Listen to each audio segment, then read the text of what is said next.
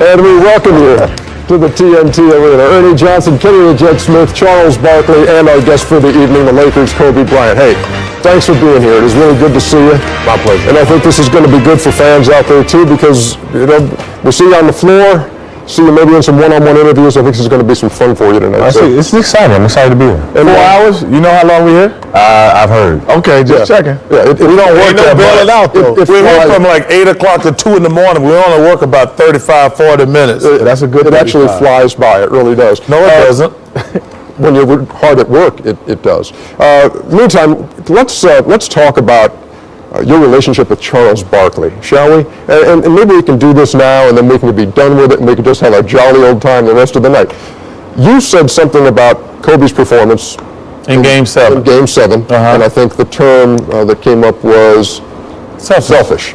And then came a bunch of text messages, apparently, Kobe, from you to Charles and back and forth. Right. So now you're meeting face to face for the first time. Well, you know what? I criticized Kobe in Game 7. He didn't like it. He let me know it.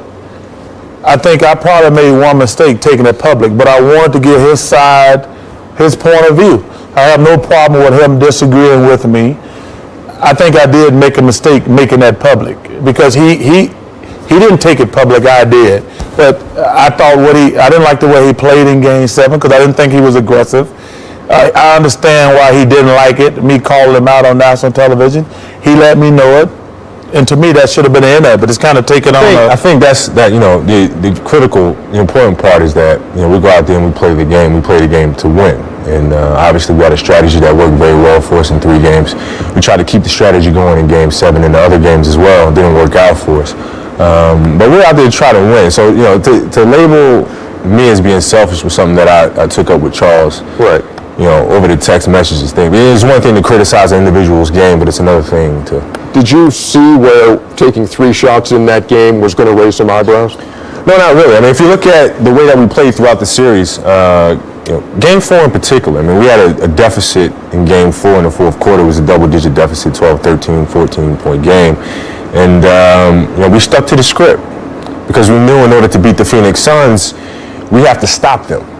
And in order for us to stop them, everybody has to feel you're more involved. And when you play better offensively, when you hit down 1, 2 jumpers, all of a sudden your energy picks up, your intensity picks up, your defensive level picks up.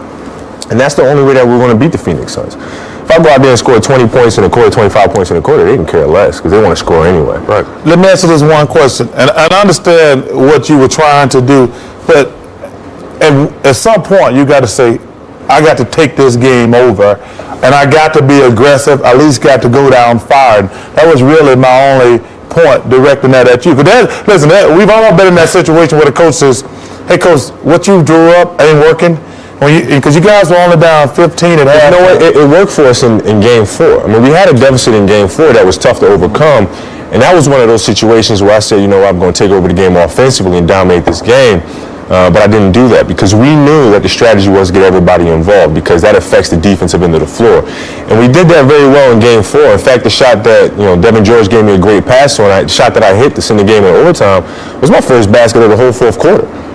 And we're a double-digit deficit the entire game, so. When do, Charles says, sometimes I look at it and I would say, it's not working.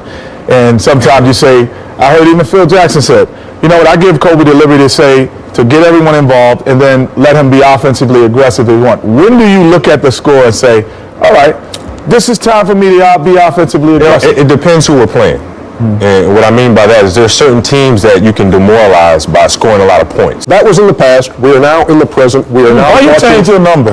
Well, I'm not going to jump over the table and lump them upside the head and nothing like that. Sis, why you changing your number?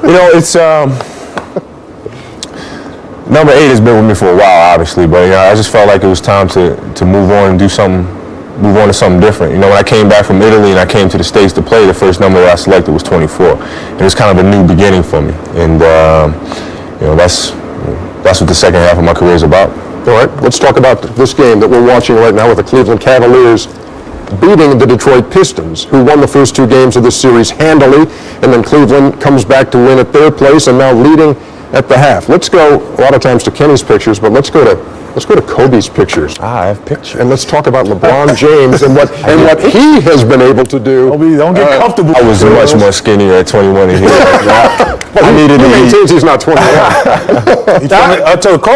LeBron's from the Dominican Republic. He's not 21. But the thing, here's a team. Okay, here's a team with Detroit. Would it be more demoralizing if you scored 20 in a quarter or you stopped them? No, you have to be able to score points against Detroit in order to beat them. You know, obviously, you have to keep them out of transition. You look in the first half, they only forced 2 turnovers. You know, Detroit is at their best when they're getting steals, they're creating turnovers, and they're getting out in transition. But you have to be able to score points against them. So you would be offensively aggressive. I would have to be offensively aggressive. And you have to pick your spots. I mean, you look at what LeBron's doing right now in the first half. What he's doing, he's keeping Cleveland in the game. He's not allowing Detroit to create that cushion. Now, at the end of the game, that benefits Cleveland because now you have a player that can dictate the tempo and control the ball. So, what he's doing a great job with that. But since he had Kobe's pictures and took my name on, I got some pictures too. I know, but we're going to get to those later because this segment wouldn't be complete. No, this isn't my pictures. This is the pictures I have. Yes, sir. I start the photo. You gotta put Jack Nicholson in the picture. That ain't the only fishing picture we got tonight. We're coming back. A lot of fishes on. Welcome to the T-Mobile Halftime Report. T-Mobile, official wireless services partner of the NBA.